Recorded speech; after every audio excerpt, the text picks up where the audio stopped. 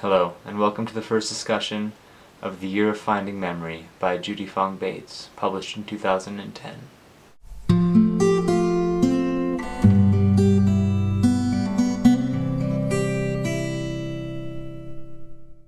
After a list of the family members who serve as the characters in this book, and a map that details the areas in China that they occupy, there's a note from the author. The opening paragraph of this book, a definition, an explanation, is crucial for the interpretation of this memoir. This memoir is a work of creative nonfiction. The story of my parents changes according to the teller. This is my version. As titled, The Year of Finding Memory is Judy Fong Bates' attempt to weave together memories, some of them her own and some of them borrowed, in order to complete a full image of her parents as they lived, both in Canada and in China. After the death of her parents, Judy Fong Bates embarks on a journey to recover the lives of each of her parents, who were both Chinese immigrants to Canada during a time that was difficult both in China's history and also Canada's. As she revisits her own childhood memories and examines the relationship that she knows her parents to have had, she also discovers that there are other truths that have not reached the surface. This memoir documents the process of extracting memory, as she, her husband, and other family members journey to China to visit ancestral sites and to meet family that they have not yet met before, and to extract other family legend that both contradict and agree with the memories that Judy Fong Bates herself has. Ultimately, all of these memories combined allow her to come to know her parents in a way that she was never able to in life. I selected this memoir for Hello Hemlock because it addresses themes that I am perennially drawn to in literature: memory, family, immigration and belonging, sense of place, mystery and legend within family. I was not let down by this memoir. I wanted to make a note right from the start that this memoir is a work of creative nonfiction. Memory in its very essence is unreliable. It is too personal and imprecise, and this makes it difficult to use to fill in the gaps of history. But memory is also malleable and interpretive, and it bends in different lights to allow for a different perspective. I'm the only one of the family who speaks English without accent, and with native-like fluency. Even though my siblings and I belong to the same family and generation, I find myself separated from them not only by our age difference, but also education, culture, language, and memory.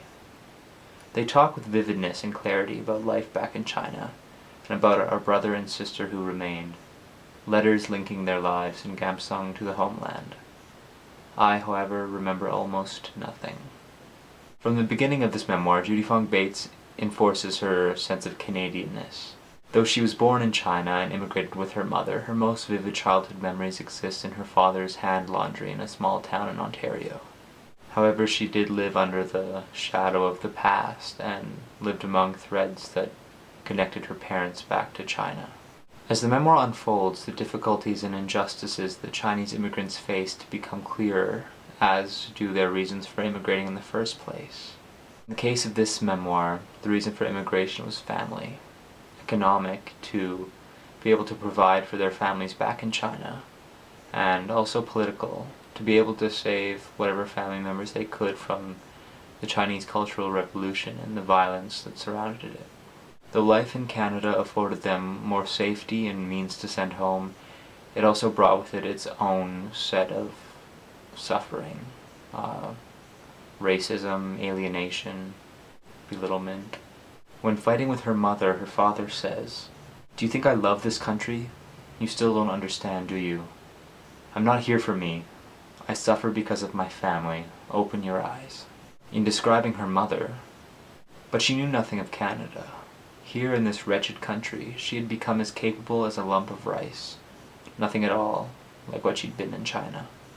And despite feeling alienated and unwelcome, the adaptation and adoption of the Canadian signifier still held a lot of importance, especially for her mother. But my mother was desperate to become a Canadian. Only then would she be eligible to sponsor her daughter for immigration and end their painful separation. When visiting China, Judy Fong Bates, her husband, and other family members were treated like very wealthy guests.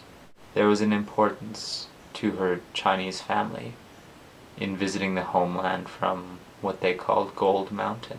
She reflects that this must have been what it was like for her father when he returned to China from Canada, with what would have been a meager sum of money in Canada, but ended up being enough to help much of his family when he came back to China. In her own travels, Judy Fong Bates discovers that her family has no idea really what kind of suffering came with her parents' immigration. She doesn't know how hard life really was there. Canada to them had been mythologized. Juke and my other relatives in China had no inkling of what life in Gold Mountain had been like for people like her father.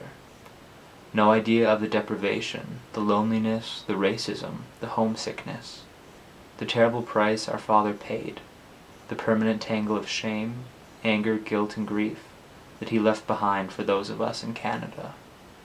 Ultimately, Judy Fong Bates' return to China allowed her to compile memories both belonging to her and to others and place them side by side and some overtop another to see a fuller image of her parents that she was unable to see in her relationship with them as they were alive.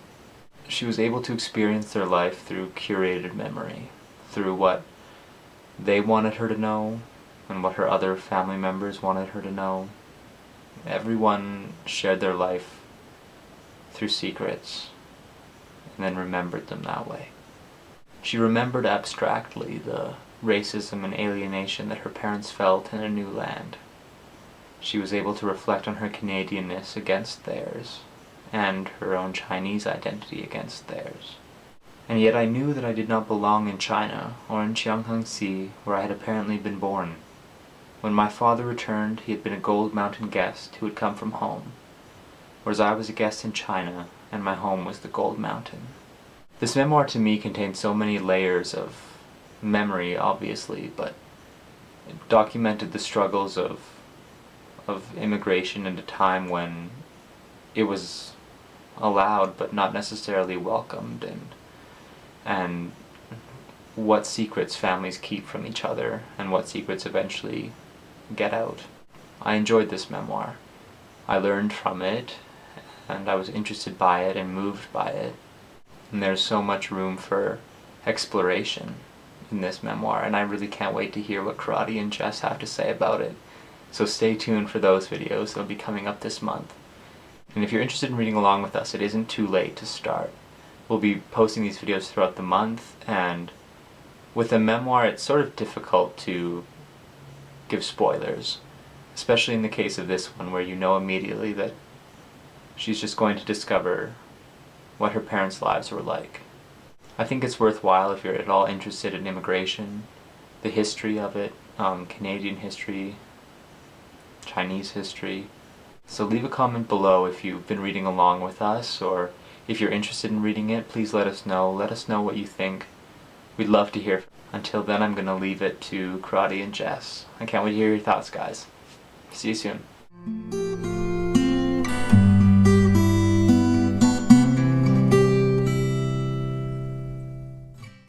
It contains themes that I am perennial